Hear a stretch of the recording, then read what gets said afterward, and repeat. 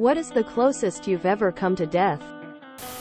Similar story to yours. I took my kids to the lake. This is a large mountain lake we go to often, and it's known for its unpredictable storms. We drove 3,040 minutes.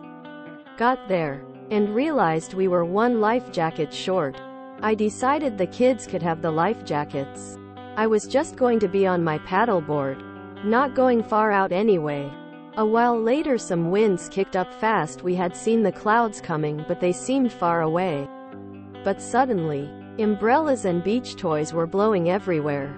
I remember thinking what a shame it was that people were losing their stuff, wondering if I could retrieve some of it.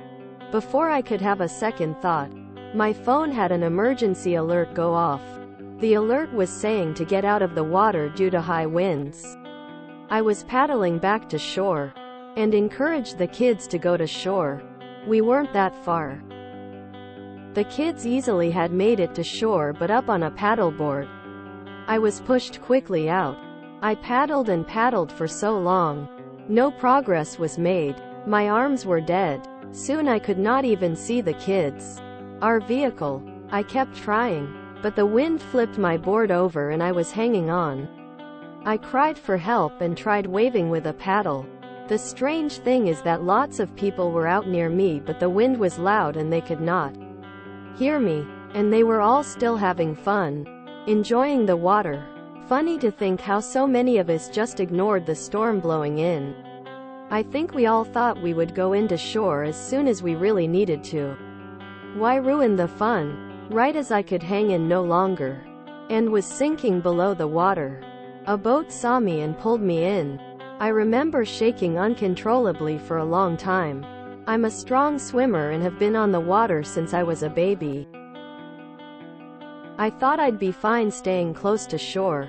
I was wrong, and I will never go on a lake without a life jacket again. I overdosed and flatlined twice in the course of 52 minutes from time found till arrival at hospital. I was Narcan 3 times through my nose. Then EMTs did 45 minutes of chest compressions on way to hospital, where I was intubated and had aerosolized Narcan going directly into my lungs. Didn't even know that was a thing. Then they flew in a multi-million-dollar rotoprone bed via helicopter. BCI was brain dead and they hoped it would bring back brain activity. I was expected to have brain damage and possibly not walk. BC how long I was aspirated and without oxygen. I started showing brain activity at hour 22 on the rotoprone bed. I spent the next week in an induced coma, followed by 2 weeks in the ICU. I had to learn to walk again, even, which was god-awful. I was told by a doctor who asked me if they could bring 6 medical students in my room to study my chart, that I was a 1 in a million case. Just to survive was insane, let alone to come out with full speech and no brain or heart damage.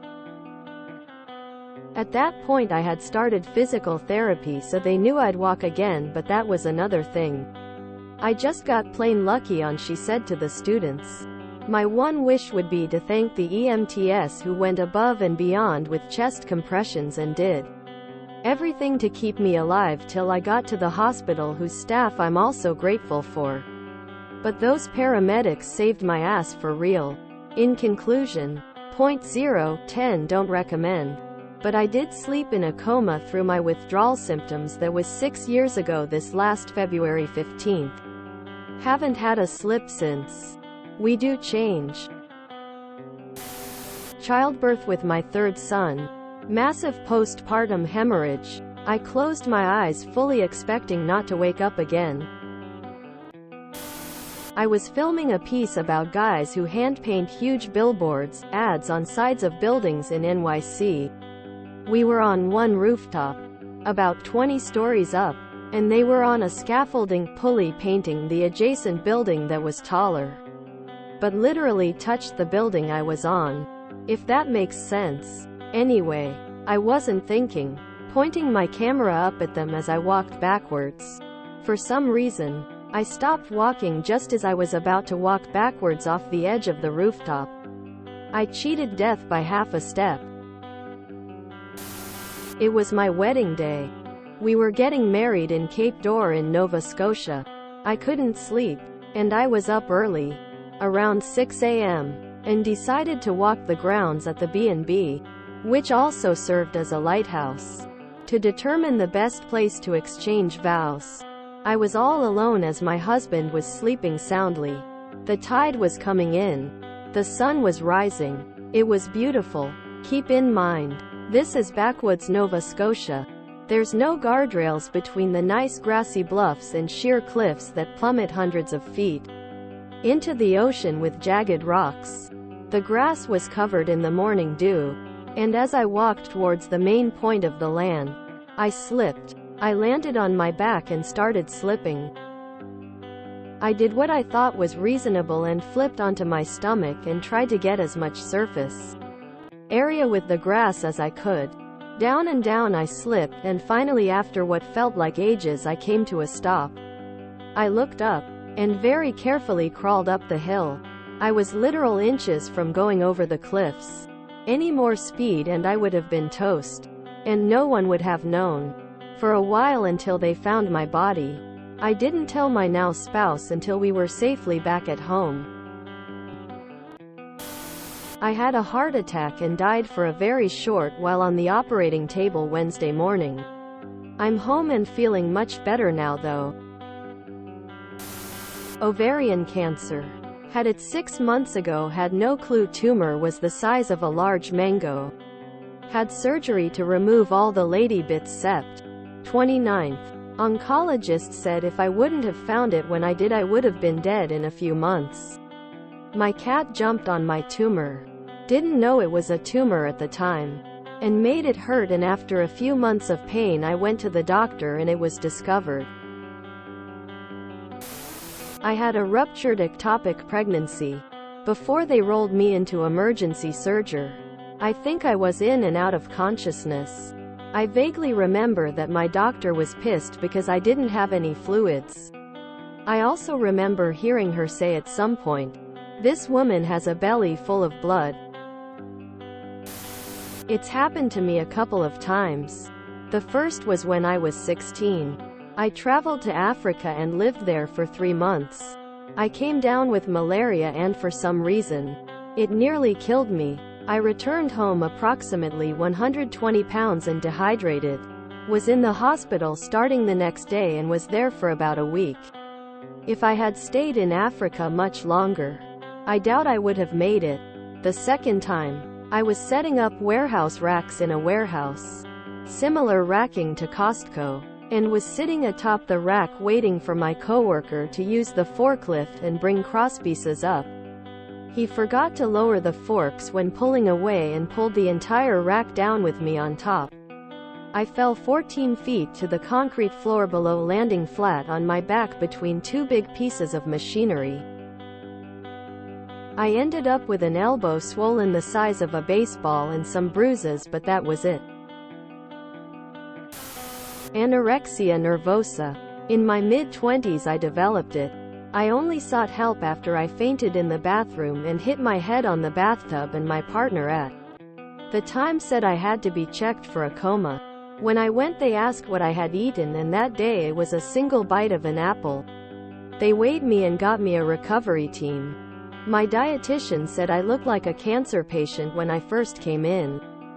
I had no idea. I could only focus on what I thought was fat. I would have died if I hadn't fainted like that. I have agoraphobia, except I could go to work and was recently diagnosed with ASD level 2, meaning I likely wouldn't have been able to seek help without someone else prompting it. It's been almost 9 years since I've recovered now, and I'm proud of that.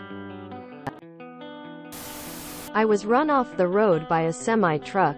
My Honda CR-V flipped about 5 times. I was absolutely certain it was the end. I just closed my eyes and prayed to God to make it quick. When the car came to rest on its side, I opened my eyes, wiggled my fingers and toes, and realized I was fine. At that moment 2 good Samaritans appeared at my sunroof and pulled me out. The semi-truck kept going. I was picking a cornfield and my overshirt got caught on the belt auger thingy. One worker noticed and shouted to the driver to cut the belt motor, but he couldn't hear him until the last second. I ended up with only mild bruising on my hands and on my stomach in a spiral pattern where the shirt was bunching up, but a few seconds later and it would have been bad. When I was a kid, 11, I saw a bunch of ducks on a frozen body of water. I wanted to get up close, so I went on the water. Got towards the middle where the ice gave out and I fell inside.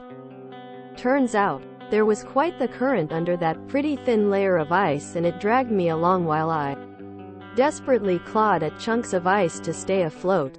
All the while, my step-brother at the time stood on shore kinda laughing at the whole situation. Luckily, I eventually managed to grab onto something steady enough to pull myself out of the freezing water, where I promptly walked back home in the frigid Canadian weather. Got home, told my mom what happened, and nearly died a second time that day. I was living in a house midwinter and we couldn't pay the electric bill.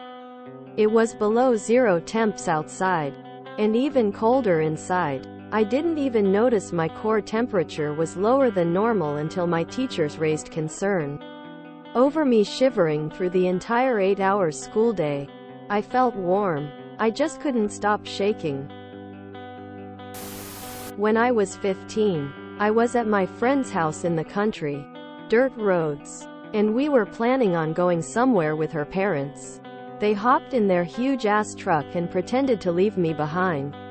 So I started running next to the truck on this very sandyish dirt road when I lost my footing and went under the truck, right in the path of the tires.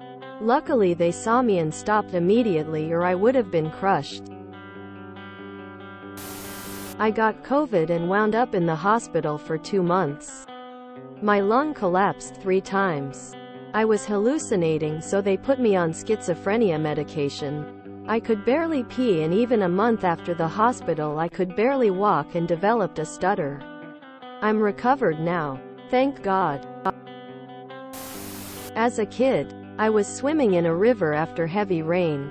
We were upstream from a man-made ford that had 6 large, evenly spaced pipes underneath for the river to flow through. The river surface was only just below the top of the ford, so the flow pipes were almost invisible. I drifted downstream to get out on the ford, and as I approached, the current suddenly sucked me feet first into the pipe. I shot my arms out to the sides, and my underarms caught on the rim of the pipe. I got my face out of the water enough to scream for help. My friends and a random adult rushed over and managed to pull me out. TL. Doctor. I almost got sucked down a large flow pipe whilst swimming in a river. I'm glad you all like this post so much. I got another one to add. I was working for my buddy's dad cleaning chimneys in NYC. Cool job. We'd set up scaffolding on the roof of a building to install a flue. It was the end of the day and I was tired. When taking it down, the scaffolding was rusty. I couldn't get the part off, so I just heaved and the thing popped off like a champagne cork. I stumbled backwards 1 step and then 2. Sure enough, I caught my balance. Behind me was a 5-story drop right off the building. My boss and I locked eyes for 3 seconds, which felt like 100. When he said, "Hand it to me. Let's get out of here." I've nearly drowned twice. Narrowly escaped being shot in the face by a mortar. Nearly blown up. Hit by a truck. Almost decapitated by a snapped chain. Nearly electrocuted, struck by lightning multiple times. Had a ruptured appendix that was going septic. But the shattered femur and massive internal bleeding was probably the closest to dying. One of the paramedics attending said to the other, "Don't worry about him. He won't even make it to the hospital." Once there, I had to sign a waiver to undergo surgery, and was told there was a significant chance that I would die on the operating table. I didn't, but the surgeon told me later that I had a complete oil change, which he explained meant I had Bled out so much due to the injury and subsequent surgery that none of the blood in my body at that time was my own. I had received enough donor blood to completely refill an average adult 1.5 times. Combined with my own blood loss, the OR must have been a grisly scene. I am, however, eternally grateful to those who donate blood, as I owe my life to their generosity. I'm Canadian, and here there is no financial compensation for donating blood as there is south of the border, making it a truly selfless act.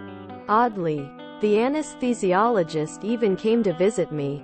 He felt inclined to let me know that keeping me sedated without killing me, as my blood volume kept changing and was replaced with fresh stuff, was the most stressful 10.5 hours of his career.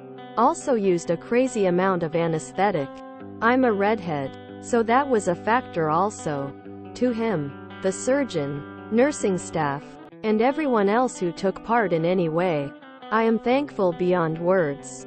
Could have done without the less than encouraging remarks from the paramedic, but they did get me to hospital alive. So thanks to them and the lady who called 911 as well. I had a heart attack and my son had to resuscitate me. If you enjoyed this video, please check out our playlists full of similar content. Epic Ericast is like doom scrolling for your ears. Please like, share, and subscribe.